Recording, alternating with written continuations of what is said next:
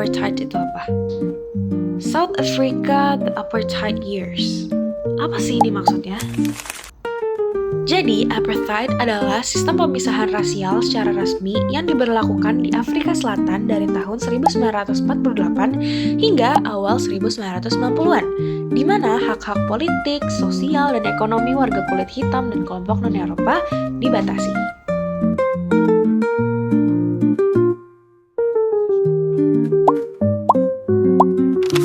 Nah, sekarang aku bakal ngejelasin apa aja yang melatar belakangi apartheid ini. Jadi yang pertama, Afrika Selatan memiliki populasi mayoritas kulit hitam dan minoritas kulit putih atau keturunan Eropa. Nah yang kedua, sejak abad ke-17, orang Eropa, Belanda, dan Inggris sudah mendominasi politik dan ekonomi. Yang ketiga, setelah Perang Dunia Kedua, Partai Nasional Kulit Putih naik berkuasa dan memperkenalkan apartheid resmi. Mereka takut kehilangan kekuasaan karena jumlah kulit hitam jauh lebih besar daripada kulit putih.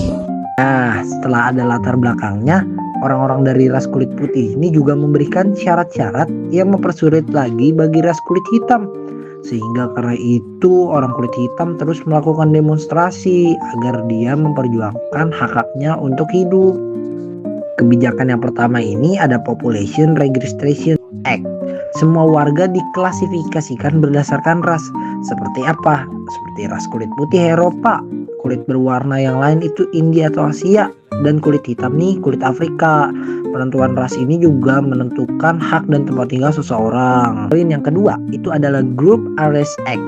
Jadi di sini tuh mengatur pemisahan tempat tinggal berdasarkan ras. Jadi orang-orang kulit hitam nggak boleh pindah atau tinggal di ras kulit putih. Yang ketiga ada Pass Law.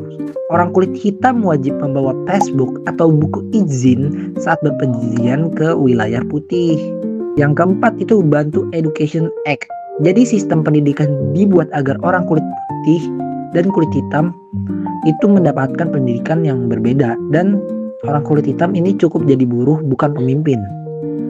Yang kelima ada Separate Amenities Act. Jadi itu di sini fasilitas-fasilitas publik seperti toilet, taman, bus pantai dan sebagainya itu dipisah untuk semua ras. Jadi ras putih untuk ini, ras hitam untuk ini, jadi beda-beda. Dan yang terakhir ada Homeland Policy. Jadi wilayah tanah air palsu dibuat untuk orang kulit hitam agar mereka dianggap bukan warga Afrika Selatan sejati. Tujuan dari kebijakan ini apa? Tujuannya agar populasi kulit putih tetap dominan secara politik dan tidak terganggu oleh orang ras kulit hitam. Nah, karena adanya syarat-syarat tersebut, ada aktivis dan tokoh yang melawan apartheid ini. Salah satu yang terkenal itu pertama adalah Nelson Mandela. Dia ini adalah pemimpin African National Congress atau ANC. Dia berjuang secara damai lalu bersenjata setelah represi meningkat. Dia dihukum juga selama 20 tahun penjara lalu jadi presiden kulit hitam pertama di Afrika Selatan pada tahun 1994. Yang kedua inilah Desmond Tutu. Dia adalah tokoh gereja atau pendeta yang menentang apartheid dengan cara damai. Dia mendorong rekonsiliasi setelah apartheid runtuh dan membangun negara tersebut. Dan yang terakhir ada Steve Biko. Dia ini cenderung mendorong kebanggaan dan kesadaran diri bagi orang kulit hitam. Namun karena dia selalu mendorong kebanggaan dan kesadaran diri orang kulit hitam untuk percaya diri, dia meninggal disiksa polisi pada tahun 1977. Jadi simbol perlawanan dan salah satu yang paling ikonik di Afrika Selatan. Selanjutnya adalah akhir dari sistem apartheid di Afrika Selatan. Yang pertama, adanya tekanan kuat dari rakyat Afrika Selatan yang menuntut kesetaraan. Warga kulit hitam dan kelompok anti-apartheid terus melakukan protes, mogok kerja, dan kampanye menuntut keadilan. Yang kedua, tekanan internasional terhadap Afrika Selatan. Negara-negara di seluruh dunia ikut menekan pemerintah Afrika Selatan dengan memberi sanksi ekonomi dan politik. Yang ketiga, reformasi oleh Presiden F.W. de Klerk pada awal 1990-an. Presiden F.W. de Klerk mulai membuka dialog dan berjanji menghapus hukum diskriminatif. Yang keempat, pembebasan Nelson Mandela pada tahun 1990. Setelah 27 tahun di penjara karena menentang apartheid, Nelson Mandela akhirnya dibebaskan. Dan setelah dibebaskan, Nelson Mandela langsung menyerukan perdamaian dan rekonsiliasi. Kemudian ia menjadi simbol persatuan bangsa. Yang kelima, penghapusan undang-undang apartheid secara bertahap.